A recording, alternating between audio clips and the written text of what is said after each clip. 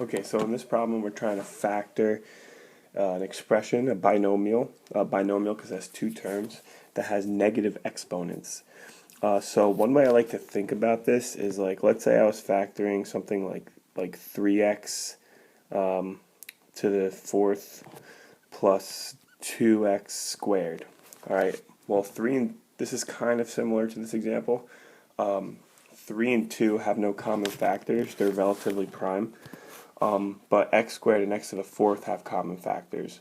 So I'm going to look at the one with the exponent that's less. So like on the number line, 2 is less than 4. And I'm going to factor out that. I'm going to factor out x squared. So I'd pull out an x squared, and then I'd be left with 3x squared plus 2. And the reason why I know that this is x squared is because when I distribute it back in and we'll add those exponents, I get 4. Alright, and this would be like x to the 0. When I add those exponents, I get 2. Alright, so pull out the common factor with the lower of the two exponents. So for this example, 3 and 2 have no common factors, but x to the negative 5 halves and x to the negative 3 halves, they do have a common factor of x. So I'm going to pull out x to the negative 5 halves because it's the lower of these two exponents. Negative 5 halves is less than negative 3 halves. Alright, now I'm going to do times 3 plus, alright, just times 3 because this times 3 gives us this first term, and then plus 2 times x to, let's call it y for a second. And y is the exponent that's going to add to negative 5 halves to give us negative 3 halves. And if we solve that, we see that y is just going to be 1.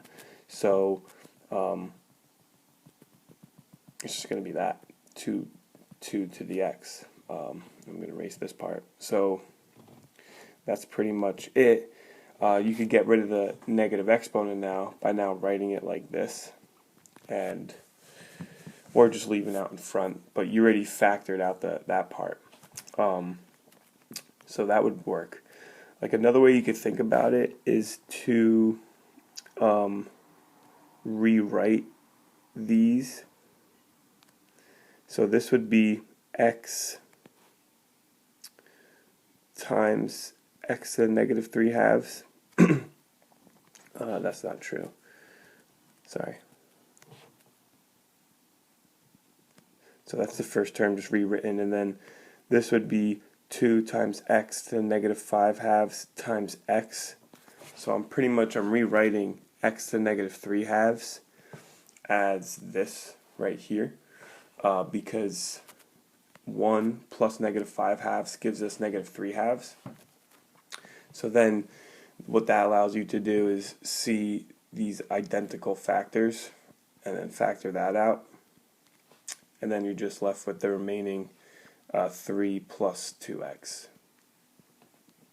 So that's another way to do it. And then from there, you get rid of the negative exponent.